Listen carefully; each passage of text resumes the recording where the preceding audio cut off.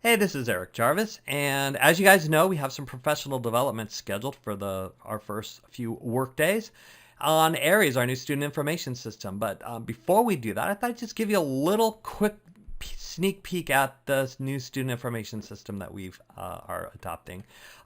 You can get to your site now, the site now live, although you don't have students as of this recording. You don't have students on your roster yet, but you can get there by going to San Luis Coastal .aeries.net, no www, and then clicking Teacher Portal. And then you're going to want to make sure that it says sign in with Google here at the top. When I first logged in, I had to click sign in with Google somewhere down here, and it was asking for a username and password. I think it might be defaulting differently. But even though we're signing in with Google, we still need to put in our district email address, make sure you're on the current term, and click sign in. So simple enough. Now I've been at other schools fairly recently, so it's prompting me to switch schools if I need to. So I don't need to do that. So I have this extra little click I have to do and click continue. And basically this is what it looks like. This is the main dashboard of Aeries. When we don't, I don't have students in here now, but to click attendance, I'm just going to click attendance here, and I'll demo that in a minute. Right now, I'll just get an error message because there's nobody to take attendance for. It's very simple. You just click A for absent, T for tardy, and that's it. There's no submit button. You can also be going over in the class how to set up a seating chart and take attendance by photo as well. And up here is where your grade books will be listed for all your classes. So the class summary, since I don't have any grade books,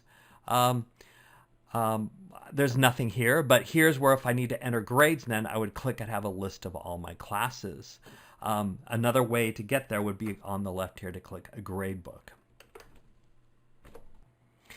And as you look down here on the left, so as I think I mentioned, you take attendance by just clicking here. Don't have any kids.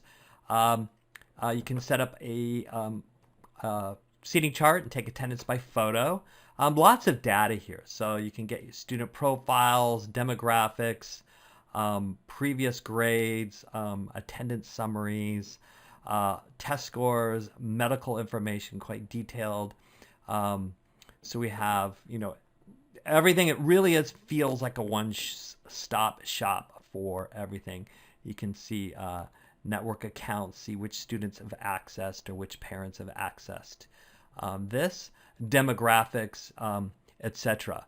I'm going to go, then lots of reports that you can either print out, view, or email to students and or their parents. So I'm going to go back to home, and on this main chart here, on this main dashboard, these are called widgets, and this first widget, as I stated, like all your grade books will be here. So if you need to just add scores for third period, you'd have your period 3 grade book and click there to get it. And I'll show you the grade book in a minute.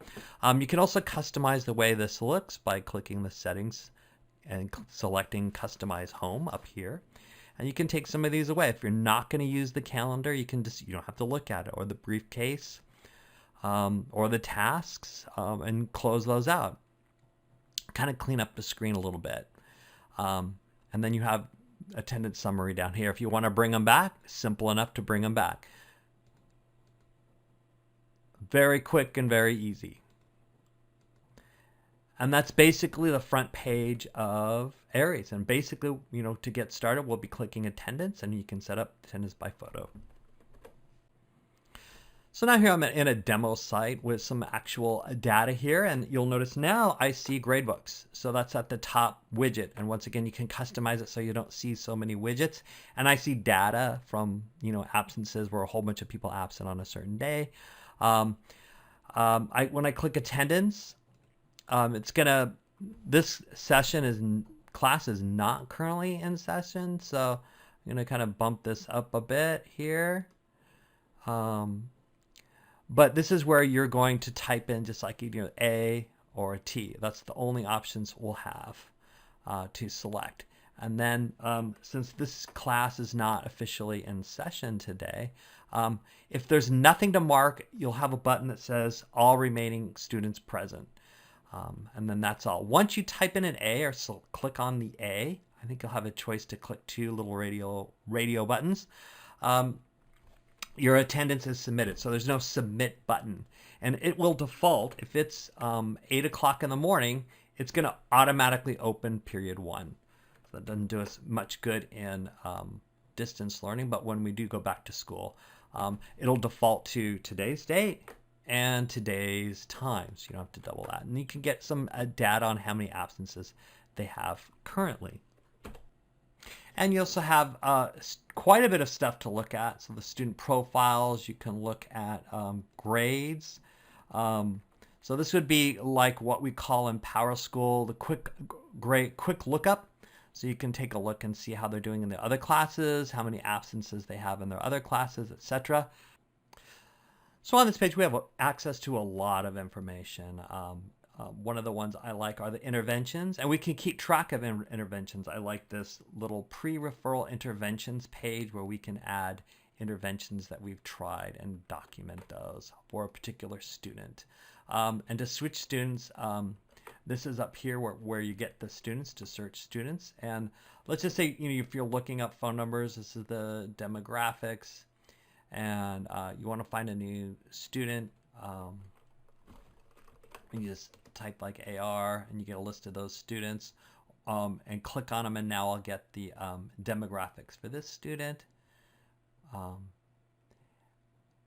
If I want to, I can get a list of, take a look at a few students on my second period. I have a list to drop down of all my classes here in this list, so I can have, let's show me all the students I'll take out in my second period, and then click on one and find their phone number, basic demographics.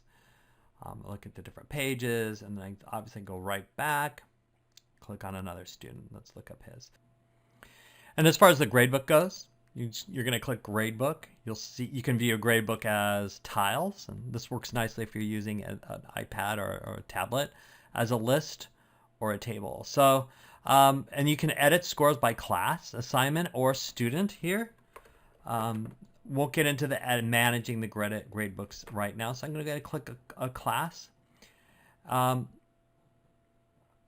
And here's where you can just take a quick look at all your students in the class. It's taking its time to load. This is its demo site. And then you can view assignments as by due date, ascending or descending, student name, custom sort, ascending or descending.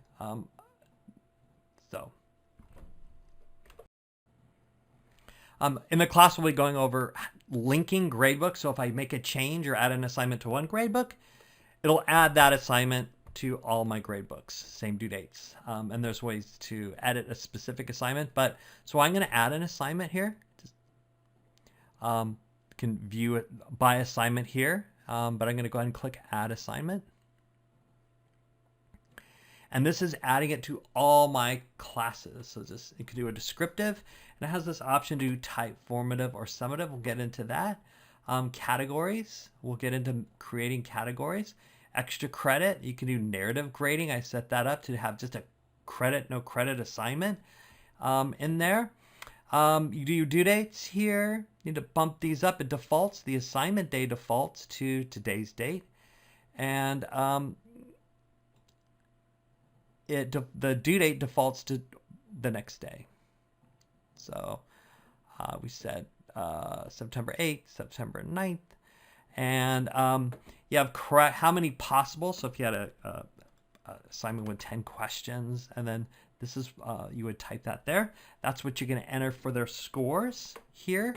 So if you're grading something out of 10, and then this is how much it's worth within the gradebook. So potentially you could have something that maybe there was a test with 13 questions on it, but it was a big important test, and you want it to be worth 50 points. So you would enter how many they got correct, and it would calculate that out of 50 in terms of a percent. But for this, I'll just keep them the same, 10 and 10.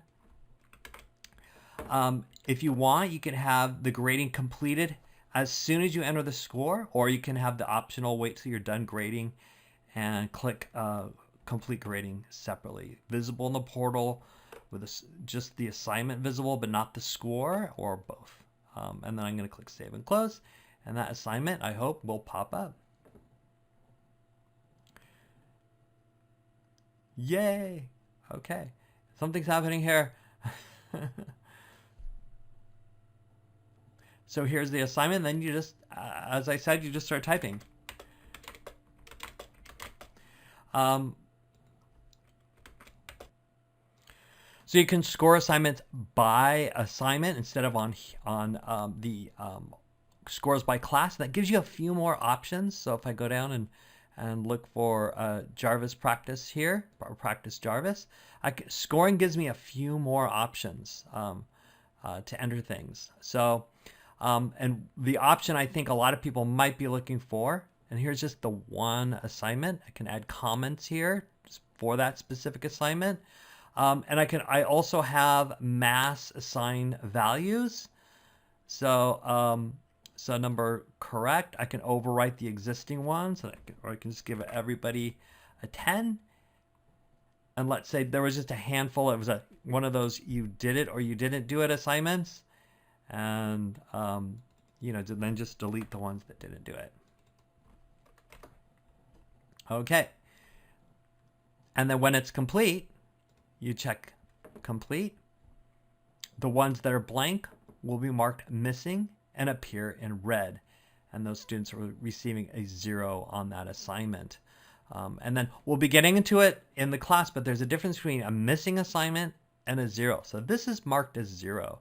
If you wanted to mark it missing, but give the kid, not have it count against him yet, give him a little time, you can say TX. And that's not counting against the student. So TX means temporarily excused, but it is when they go log in to the Aeries portal, it'll show up on one of their missing assignments. So it's kind of a little teaser about the gradebook. We'll get into that much more later. So thanks for watching. Went a little longer than I intended, and we'll see you next week.